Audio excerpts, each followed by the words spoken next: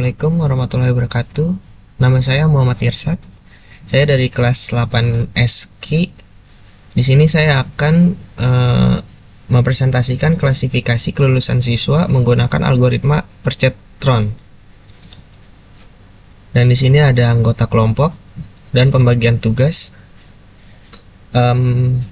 Ada Yoga Rizky Putra Pratama dengan NPM 2022 9083. Dia pembagian tugasnya mengimplementasi algoritma perceptron, pembuatan kode program Python, demo aplikasi, pengujian, validasi model. Dan saya sendiri Muhammad Irsad dengan NPM 2022 4350 2660. Pembagian tugasnya pengumpulan dan analisis dataset, pembuatan laporan dan dokumentasi, visualisasi grafik dan hasil, penyusunan slide, presentasi video. Apa itu jaringan saraf tiruan atau JST? Jaringan saraf tiruan JST adalah sistem komputasi yang terinspirasi dari cara kerja otak manusia. JST terdiri dari neuron buatan yang saling terhubung dan mampu belajar dari data untuk mengenali pola dan membuat prediksi. Neuron buatan, unit pemrosesan dasar yang menerima input, memproses dengan bobot, lalu menghasilkan output melalui fungsi aktivitas. Koneksi bobot. Setiap koneksi antar neuron memiliki bobot yang menentukan seberapa besar pengaruh suatu input terhadap output. Pembelajaran JST belajar dengan menyesuaikan bobot secara otomatis berdasarkan error antar output, prediksi, dan label sebenarnya. Perceptron sebagai JST paling sederhana.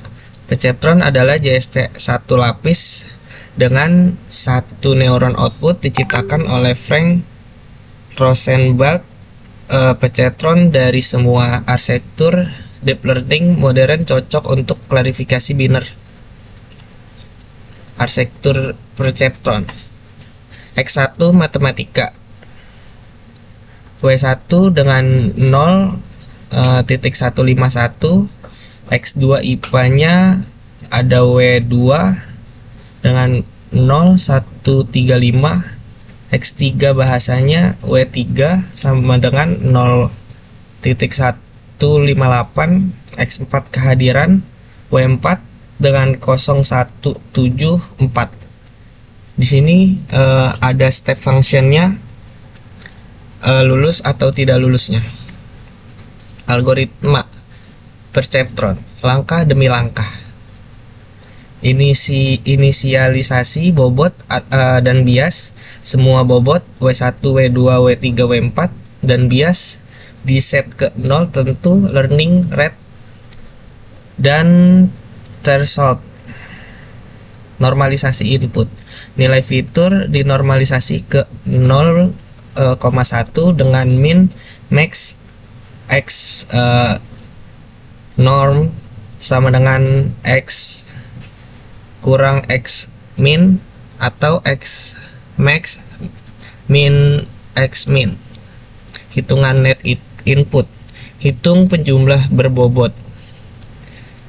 Net sama dengan WI X1I ditambah B untuk setiap sampel data. Fungsi aktivitas step. Output sama dengan 1 jika net output sama dengan 0 jika net kurang dari 0. Hitung error. Error label sebenarnya output prediksi. Jika error sama dengan 0, bobot tidak berubah. Update bobot dan bias. WI baru sama dengan WI tambah X error XXI. Atau yang B-nya baru sama dengan B tambah X error. Cek konvergensi. Ulangi epoch berhenti jika total error sama dengan 0 atau maksimum tercapai. Dataset kelulusan siswa. Ada 20 total siswa, 4 fitur input, 11 siswa lulus, 9 tidak lulus. berarti 55%-nya lulus. Sampel data 10 dari 20 siswa. Matematikanya dia 85, 72, 65, 90, 55, 88, 45, 92, 40, 75. Dan IPA-nya 80, 68, 60, 92, 50, 85, 48, 90, 45, 70. Bahasanya 90, 75, 70, 88, 60, 90, 52, 95, 50 sama 80. Kehadirannya 95%, 85%, 78%, 98%, 95%, 97%, 58%, 99%, 50%, 80%. Dan untuk statusnya lulus dan tidak lulus. Fitur input dan normalisasi data. Nilai matematika rentang 0 kurang 100 mengukur kemampuan numerik, logika berpikir, dan pemecahan masalah siswa. Nilai bahasa Indonesia rentang 0 sampai 100 mengukur kemampuan literasi, membaca, menulis, dan komunikasi. Nilai IPA rentang 0 kurang 100 mengukur pemahaman sains, fisika, kimia, biologi, dan penerapannya. Kehadiran. Persentase kehadiran siswa di kelas, indikator kedisiplinan, dan berpartisipasi. Normalisasi min max. Rumus X kurang norm sama dengan X kurang X min atau X max kurang X min. Hasil rentangnya 0,1. Tujuan menyamakan skala semua fitur yang mendominasi perhitungan bobot. Net input. Netnya sama dengan W1 X1 ditambah W2 X2 ditambah W3 X3 ditambah W4 X4 ditambah B. Penjumlahan dan perkalian setiap bobot W dengan nilai input X yang sudah ternormalisasi ditambah bias. Fungsi aktivitas step. Output 1 jika net kurang dari 0, output 0 jika net lebih dari 0. Adalah threshold atau ambang batas. Jika net input kurang dari 0 maka siswa diprediksi lulus, sebaliknya tidak lulus. Error atau selisih. Error sama dengan Y target kurang Y output. Y target adalah label sebenarnya 0 atau 1. Y output adalah hasil prediksi pencetron jika error. Sama dengan 0, tidak ada update. 4. Update bobot. WI baru sama dengan WI ditambah X error, XI B baru sama dengan B ditambah X error. Adalah learning rate yang mengontrol seberapa berubah bobot, nilai kecil, lambat, tapi stabil.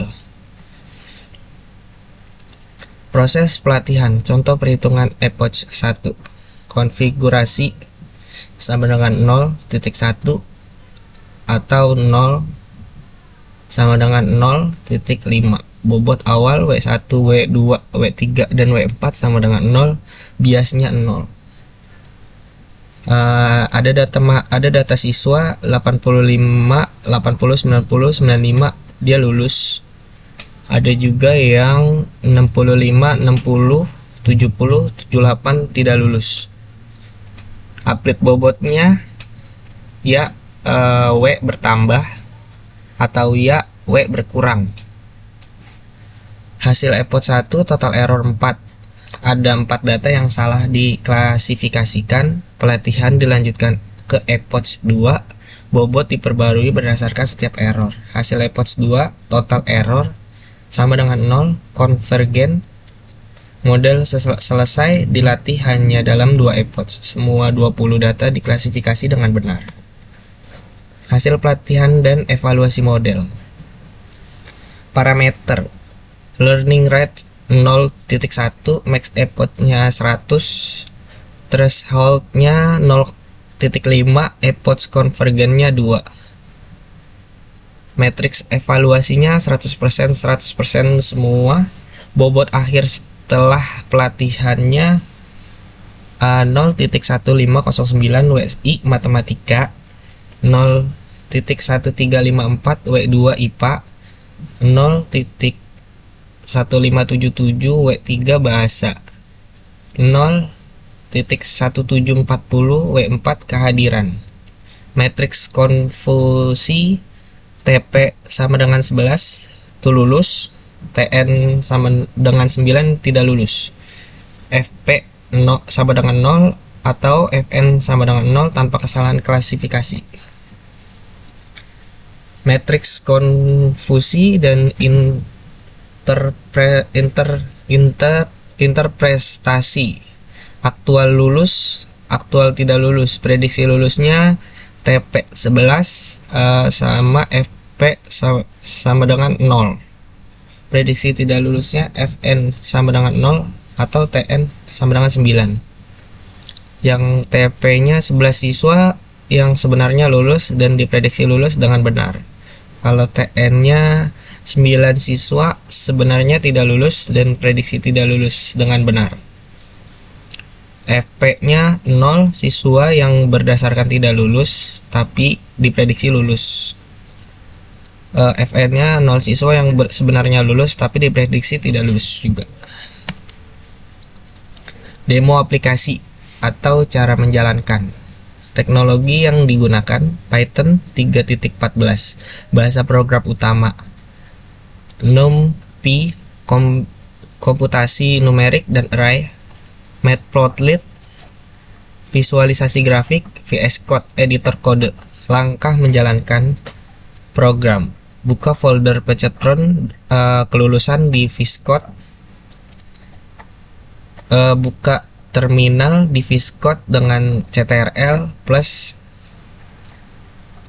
masuk ke subfolder CD pencetron kelulusan. Jalankan program Python main py. Tutup setiap jendela grafik untuk melanjutkan ke tahap berikutnya. Pilih menu untuk prediksi siswa baru untuk keluar. Output yang dihasilkan program. Tabel dataset menampilkan seluruh 20 data siswa berdasarkan nilai dan status kelulusan di terminal. Scatter plot, grafik persebaran data siswa matematika vs IPA dan matematika vs kehadiran. Titik hijau sama dengan lulus, merah tidak. Grafik error, grafik penurunan error per epoch terlihat error turun 4 ke 0. Grafik bobot, diagram batang horizontal menunjukkan nilai akhir bobot. Setiap fitur kehadiran memiliki bobot tertinggi. Matriks konfusi, visualisasi TP, TN, FP, Fn semua prediksi benar. Tidak ada PF maupun Fn. Contoh prediksi siswa baru. Siswa A Matematika 80, IPA 75, Bahasa 85, kehadiran 90%. Net input sama dengan 0.3842 kurang dari 0.5 tidak, tapi output 1 karena bobot sudah terkalibrasi. Hasil lulus. Contoh 2. Siswa B diprediksi tidak lulus. Matematika 48, IPA 45, Bahasa 52, kehadiran 60%. Net input rendah, output sama dengan 0, hasil tidak lulus. Kelebihan. Kekurangan pencetron. Kelebihan, sederhana dan mudah dipahami, cepat konvergen pada data linear separabel, komputasi ringan, tidak butuh GPU, mudah diimplementasikan dari nol, cocok sebagai pengantar JST atau deep learning.